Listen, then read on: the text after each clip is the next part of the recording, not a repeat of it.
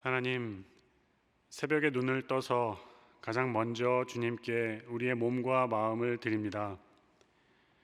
하루의 첫 시간을 예배하며 시작하오니 주님의 손에 붙들림 바 되어 오늘 하루를 살아가게 하옵소서. 주님과 동행하며 살아갈 때 주님의 자비로우신 손길로 우리의 발걸음을 인도하여 주옵소서. 하나님, 설날을 맞이하여 가족을 위해 기도합니다. 차가운 날씨 가운데 가족을 향한 서로의 마음을 모을 수 있도록 인도하여 주옵소서. 가족이 모이는 명절의 발걸음을 지켜 보호하여 주시고 오고 가는 가운데 사건 사고의 소식들이 전해지지 않도록 안전함을 허락하여 주옵소서.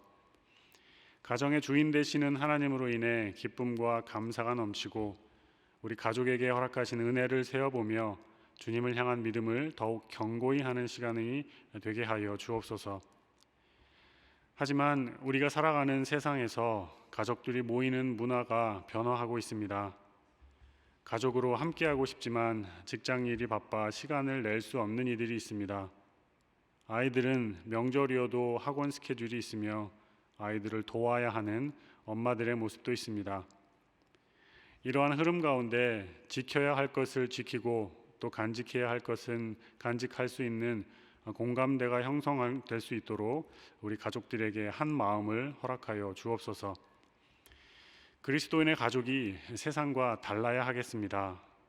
마음에 상처가 있어 모이기를 피하는 모습을 보이는 가족이 있어도 상처를 어루만져 줄 수 있는 넉넉함을 허락하여 주옵소서. 서로를 향하여 마음에 걸리는 것이 있어도 덮어줄 수 있고 유연하게 넘어갈 수 있는 용기를 주옵소서. 그래도 가족이 제일이다라는 감사의 고백을 하며 사랑으로 서로를 용납하고 품어줄 수 있는 은혜를 허락하여 주옵소서. 하나님의 은혜가 우리 가정에 함께 있으므로 서로를 향한 사랑이 가득한 모습을 이루어내게 하옵소서. 각 가정의 어르신 되시는 할머니와 할아버지를 위하여 기도합니다. 어른들을 통해 지금의 우리 가정이 세워질 수 있었고 여기까지 올 수 있었습니다. 우리나라의 어려운 시절을 다 통과하고 고난과 역경 속에서 가정을 지켜내고 또 세우신 손길 기억하게 하옵소서. 가정의 다음 세대들이 이러한 어른들의 모습을 인정하고 존중함으로 사랑과 감사의 마음을 표현할 수 있게 하옵소서. 서로 사랑함으로 소통이 자연스럽게 이루어지는 아름다운 모습을 예수님 이름으로 만들어내고 또 세상에 보일 수 있도록 허락하여 주옵소서. 명절이지만 가정의 구성원들이 해외에 있어 가족의 이름으로 모일 수 없는 이들이 있습니다.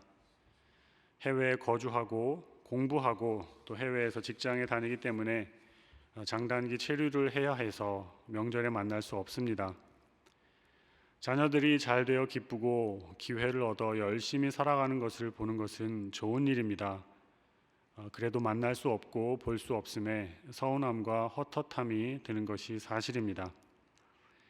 하늘의 은혜로 허전한 마음 채워주시고 하나님께서 허락하시는 위로의 손길로 임하여 주옵소서.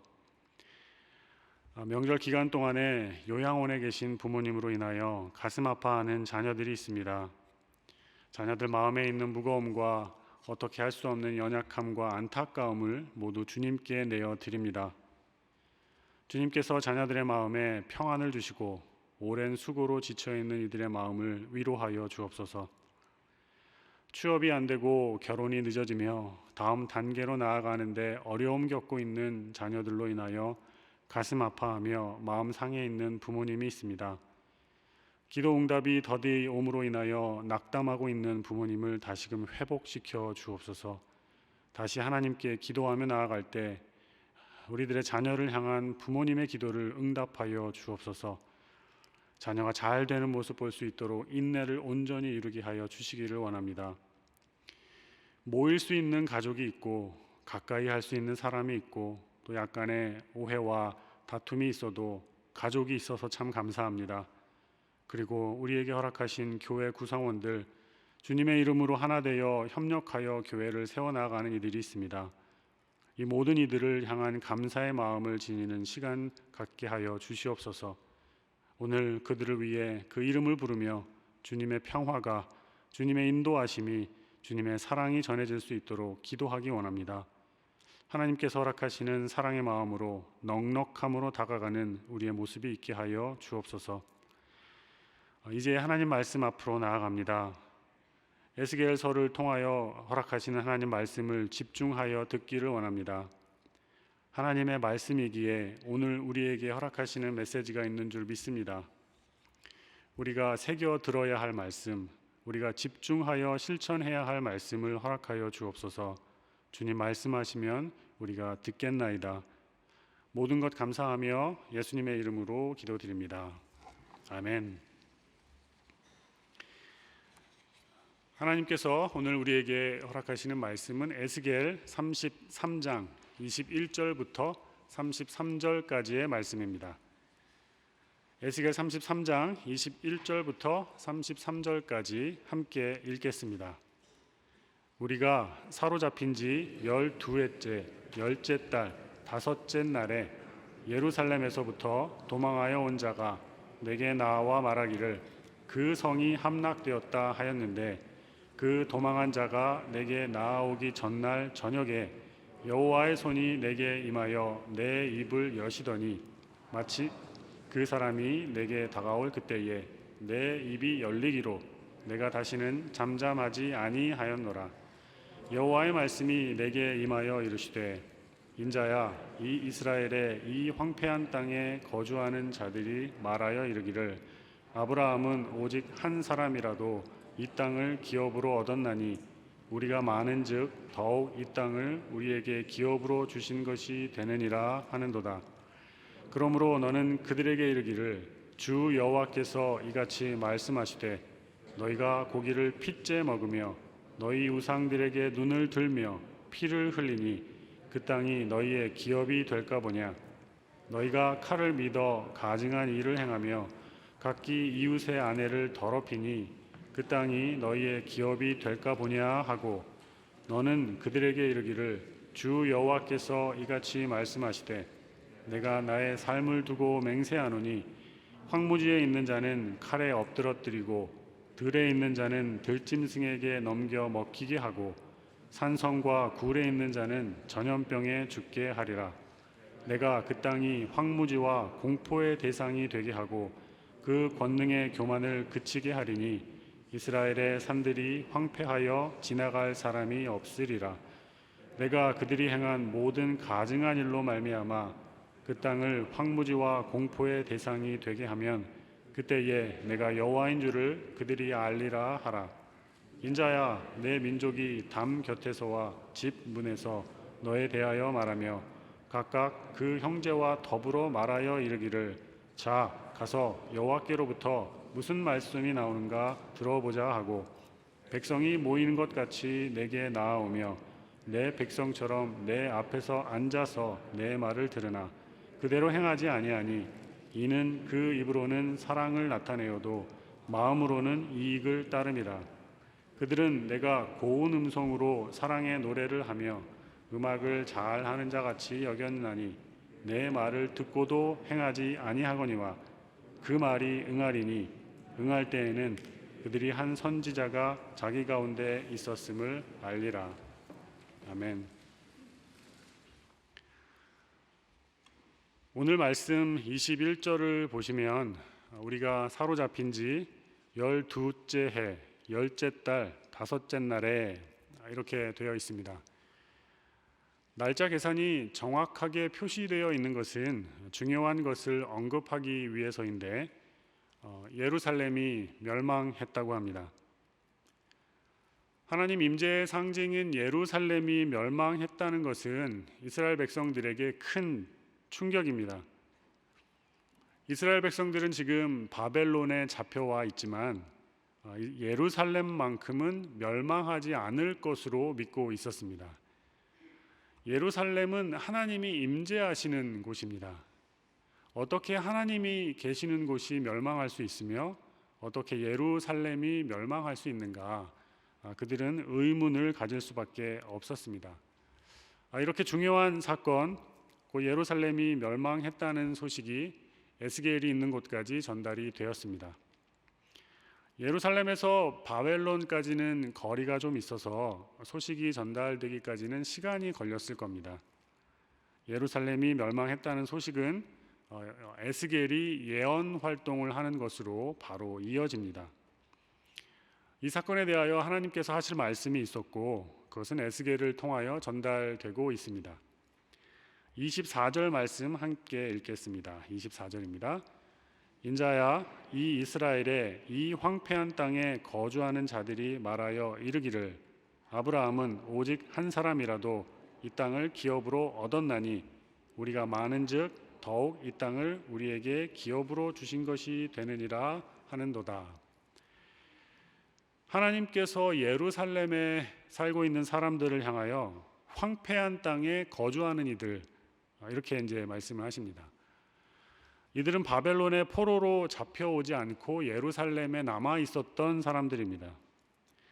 예루살렘이 안전하다고 여기면서 지내던 사람들이었습니다. 하나님의 임재의 상징인 예루살렘에 살면서 바벨론으로 잡혀가는 것을 끝까지 거부하고 또 저항했을 것입니다. 이 사람들이 말하는 주장이 있습니다. 옛날에 하나님께서 아브라함 한 사람에게 가나안 땅을 주셨는데 아브라함 후손으로 숫자가 많은 우리들이 가나안 땅을 차지할 것이다. 이런 이야기입니다. 얼핏 보면 그럴 수 있을 것 같은데 자세히 들여다보면 아닙니다. 하나님의 나라를 기업으로 상속받는 것은 수적인 많고 적음에 달린 문제가 아닙니다. 옛날에 아브라함이 하나님께 이 땅을 받았을 때 그는 하나님의 명령을 좇아서 본토 친척 아비집을 떠났습니다. 아브라함은 믿음으로 하나님의 말씀에 반응하여 순종하였습니다. 유다가 멸망하려고 했을 때 하나님께서는 이스라엘 백성들에게 바벨론에 대항하지 말고 항복하라는 말씀을 하셨습니다. 포로로 끌려가는 것이 하나님의 뜻이며 거기에 끌려가서 살고 아이를 낳고 땅을 경작하고 그 땅의 리더들을 향하여 기도하라, 이런 말씀을 하셨습니다. 예루살렘에 남아있는 사람들은 하나님 말씀에 순종하지 않은 것입니다. 하나님 말씀에 순종하지 않고 예루살렘에 남아있으면서 가나안 땅을 자신들의 기업으로 받으려고 하니 앞뒤가 맞지 않습니다. 이러한 태도를 지니고 있는 백성들을 향하여서 하나님께서는 황폐한 땅에 거주하는 이들, 이렇게 말씀하십니다. 약속의 땅에 살고 있는데 황폐한 땅이라고 하나님께서 말씀하십니다. 땅에 대한 탐욕을 보이고 있는 이들에게 그 땅을 황폐하게 만들 것이다, 하나님 말씀하십니다.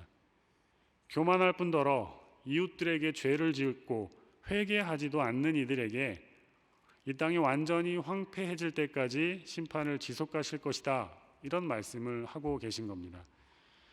25절과 26절을 함께 읽겠습니다. 그러므로 너는 그들에게 이르기를 주 여호와께서 이같이 말씀하시되 너희가 고기를 핏째 먹으며 너희 우상들에게 눈을 들며 피를 흘리니 그 땅이 너희의 기업이 될까 보냐. 너희가 칼을 믿어 가증한 일을 행하며 각기 이웃의 아내를 더럽히니 그 땅이 너희의 기업이 될까 보냐 하고. 이스라엘 백성들은 고기를 핏째 먹고 있습니다. 이것은 약속의 땅에 사는 하나님의 백성이 할 일이 아닙니다. 레위기에 보면 이스라엘 백성들뿐만 아니라 외국인까지 피를 먹으면 하나님에게서 끊어질 것이다 경고하고 있습니다. 하나님의 백성으로서 이러한 일을 하고 있으니 불순종입니다. 게다가 우상에게 눈을 들고 있습니다. 하나님의 백성이 하나님이 아니라 우상에게 눈을 들고 있는 것은 큰 죄악입니다. 이것에 더해 이들은 피까지 흘리고 있다고 합니다.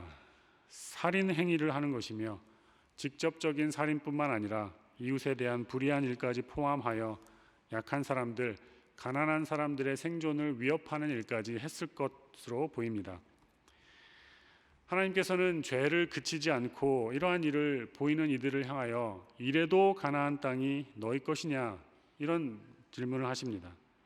칼을 들어 가증한 일을 행하고 이웃의 아내를 더럽히며 그런 죄악을 벌이고 있는 너희들이 이 땅을 기업으로 얻을 수 있을 것 같으냐? 하나님의 말씀입니다. 그리고 나서 굉장히 무서운 심판의 말씀을 하십니다. 27절을 보시면 그 내용이 나와 있는데요. 황무지가 나옵니다. 황무지라는 장소는 폐허 더미가 된 도시입니다. 그리고 이 장소가 계속 변하고 있습니다. 황무지 이후에 들이라는 장소가 나옵니다. 황무지보다 멀리 더 떨어져 있는 장소입니다. 그리고 산성과 굴도 나옵니다. 매우 안전한, 어찌 보면 멀리 떨어져 있어 안전함을 줄 수 있는 피신처를 말합니다. 황무지, 들, 산성이나 굴이라는 장소가 점점 더 멀리 떨어져 있고 이게 점점 더 안전함을 제공하는 것으로 보이는데 심판의 범위가 거기까지 나아간다, 그런 말씀을 해주고 있습니다. 유다 백성들은 자신들이 지은 죄로 인하여 심판을 당할 때 평소에 거하던 곳에서부터 시작하여 심판을 당할 것이며, 그들이 심판을 피하여 은밀하고 안전한 곳으로 멀리 도망한다 하더라도 하나님의 심판은 거기까지 이를 것이다, 이것을 강조하고 있습니다. 그래서 29절로 넘어가서 보시면 이런 말씀이 있습니다. 내가 여호와인 줄을 그들이 알리라. 예루살렘에 남아있는 사람들은 하나님을 무시했습니다. 하나님께서 가증히 여기시는 우상 숭배를 했고 마음이 교만하여지고 패역하여져서 피까지 보았습니다. 이런 이들에게 하나님 심판을 통하여서 하나님 어떤 분이신지를 알려주려고 하십니다. 이들은 다름 아닌 어찌되었든 여전한 하나님의 백성들이기 때문입니다. 유다에 남아있는 사람들의 죄악을 지적하신 이후에 바벨론의 포로로 잡혀있는 사람들, 이들을 향하여 에스겔이 말을 합니다. 30절과 31절은 함께 읽도록 하겠습니다. 인자야, 내 민족이 담 곁에서와 집 문에서 너에 대하여 말하며 각각 그 형제와 더불어 말하여 이르기를 자 가서 여호와께로부터 무슨 말씀이 나오는가 들어보자 하고 백성이 모이는 것 같이 내게 나아오며 내 백성처럼 내 앞에 앉아서 내 말을 들으나 그대로 행하지 아니하니 이는 그 입으로는 사랑을 나타내어도 마음으로는 이익을 따름이라. 여기 30절 보시면 자 가서 여호와께로부터 무슨 말씀이 나오는가 들어보자, 이 이야기가 나옵니다. 얼핏 바벨론에 포로로 끌려간 사람들은 하나님 말씀 듣는 일을 잘 하는 것으로 보입니다. 그런데 그렇지 않습니다. 자 가서 여호와께로부터 무슨 말씀이 나오는가 들어보자 하는 것은 말씀을 경청하여 순종하려는 태도가 아닙니다. 그와는 반대로 무슨 신기한 일이 생겼나 보다, 오늘의 운세를 한번 들어볼까, 약간 이런 느낌이 있습니다. 주께서 에스겔에게 무슨 말씀을 하시는지 드러나 보자, 구경이나 한번 해볼까, 오늘은 뭐 새로운 것이 있으려나, 약간 이런 느낌입니다. 유다에 남은 백성들과 바벨론의 포로가 되어 온 백성들을 비교해 볼 때 한번 누가 더 영적으로 나은가 한번 생각해 보시기를 바랍니다. 영적으로 우열을 가린다라는 것은 조금 좀 이상한 이야기일 수 있겠습니다. 그런데 바벨론의 포로로 잡혀온 이들과 이스라엘 땅에 남아있는 사람들이 별로 다를 것이 없어 보입니다. 하나님 말씀을 중히 여기지 않고 심지어 멸시하고 있습니다. 오늘의 운세 보듯 하고 있습니다. 이런 모습을 보일 때 실제적으로 이들 삶에도 우상 숭배와 탐욕과 온갖 죄와 허물이 있었을 것으로 짐작이 됩니다. 정도의 차이는 있을지 모르지만 이쪽이나 저쪽이나 이 사람들이나 저 사람들이나 하나님 말씀을 따르지 않는 측면에서는 비슷하게 여겨집니다. 여기 이익이라고 나와 있는 단어가 좀 중요합니다. 원어로 풀이가 이렇게 되어 있습니다. 정당한 이익이 아닌 폭력이나 압제 등으로 얻은 이득이고 또는 속임 등의 부정한 방법을 통하여 얻는 이익을 말합니다. 불이하게 모은 재물이고 이웃에 대한 강압적 태도로 얻은 이익입니다. 그러니까 에스겔에게 와서 하나님 말씀 들으며 하나님 말씀이 성취되는 것을 보면서도 이들은 과거와 같이 이익을 놓치지 않기 위하여 불의를 고집하면서 살고 있었다, 이렇게 볼 수 있습니다. 32절에 내가 고운 음성으로 사랑의 노래를 하며, 이런 표현이 나옵니다. 하나님의 말씀을 좋은 이야기, 좋은 노래 정도로 즐겼다, 이렇게 되는 겁니다. 감각적인 것으로 노래로 만들어서 말씀 선포를 사랑의 노래하는 것으로 들었다, 이런 것입니다. 구약 성경에서 선지자가 하나님 말씀을 선포할 때 노래를 부르는 것에 비유를 했고, 또 실제 음악과 함께 예언 행위가 이루어지기도 했습니다. 하지만 여기 나오는 것은 예언 행위에 수반되는 연주나 노래에 대한 것이 아니고 하나님 말씀을 받들어 선포를 하고 있는데, 세속적인 사랑의 노래처럼 영적인 자각이 전혀 없이 그저 그렇게 들었다라는 이야기입니다. 슬픈 모습이 아닐 수 없습니다. 오늘 에스겔서의 말씀을 통하여서 지역적으로 다른 곳에 사는 두 이스라엘 백성들의 무리를 비교해서 보았습니다. 한쪽은 유다에 남은 백성들이고 다른 한쪽은 바벨론의 포로로 잡혀온 사람들입니다. 이 둘을 비교를 해서 보았을 때 유다에 남은 백성들은 하나님 말씀에 귀 기울이지 않고 죄악만을 고집하였다고 이렇게 말할 수 있습니다. 기본적으로 순종하지 않았고 하나님이 아닌 자신들의 탐욕을 채우는 데에만 마음을 두고 있었습니다. 이에 비해 바벨론의 포로로 잡혀온 이들은 하나님과 하나님 말씀에 대하여 어느 정도 관심이 있는 것처럼 보입니다. 기본적으로 바벨론에 끌려오는 것에 순종을 했습니다. 그런데 자신들에게 유익이 되는 말씀, 자신들의 입맛에 맞는 말씀에 더 관심이 있습니다. 회개의 메시지 같은 것에는 귀를 기울이지 않았을 것으로 보입니다. 이런 점에 있어서 유다에 남아있는 사람들이나 바벨론에 포로로 끌려온 사람들이나 거기서 다 거기인 듯 보입니다. 사람들의 이중적이며 표리부동한 신앙의 모습을 하나님 지적하고 계시고, 굉장히 폐역한 유다에 남아있는 사람들에게는 황폐한 땅에 거하는 사람들아, 이런 말씀을 하십니다. 이스라엘 백성들의 이러한 모습을 보며 오늘 우리 자신들에게 한번 적용해 보면 좋겠습니다. 우리는 어느 쪽에 속한 사람들인가요? 이쪽인가요? 저쪽인가요? 우리도 연약한 사람들이기 때문에 이쪽과 저쪽 사이에서 어느 한 중간 지점에 있을지 모르겠습니다. 그런데 혹시 우리에게 언제든지 회개하여 돌이킬 준비가 되어 있다면 이때에는 조금 다르지 않을까 합니다. 인간이어서 누구에게나 죄와 허물이 있습니다. 한때 잘 순종하여 하나님 말씀에 나아갔지만 그럼에도 불구하고 다시금 허물과 죄된 모습으로 나아갈 수 있습니다. 이런 모습을 인정하여서 우리의 죄된 모습을 받아들이며 하나님 밖에는 다른 수가 없습니다라는 고백을 한다면 어떨까 하는 말씀을 드립니다. 그렇다면 여전히 희망은 있습니다. 하나님 앞에서 겸허하게 우리의 모습을 있는 그대로 내어드리며 하나님 은혜의 손길을 의지하며 나아갈 수 있기 때문입니다. 이러한 모습이 우리에게서 나오기를 바랍니다. 함께 기도하겠습니다. 하늘에 계신 우리 아버지, 아버지의 이름을 거룩하게 하시며 아버지의 나라가 오게 하시며 아버지의 뜻이 하늘에서와 같이 땅에서도 이루어지게 하소서. 오늘 우리에게 일용할 양식을 주시고 우리가 우리에게 잘못한 사람을 용서하여 준 것 같이 우리 죄를 용서하여 주시고 우리를 시험에 빠지지 않게 하시고 악에서 구하소서. 나라와 권능과 영광이 영원히 아버지의 것입니다. 아멘.